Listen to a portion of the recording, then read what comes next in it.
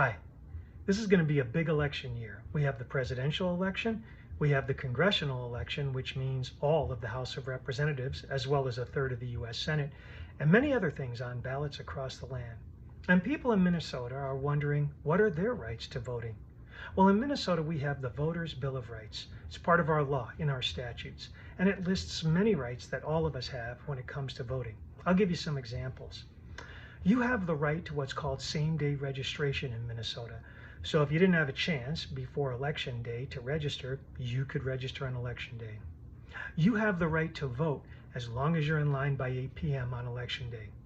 So if you got in line by 8 o'clock p.m. and the line's very long and it takes later than that, you can still vote. You have a right to what's called assistance with your ballot. So if you have a disability or need help filling out your ballot, you can get that. You have a right to have time off of work to go vote, paid time off. So if that's the time that you need to vote, you can do so.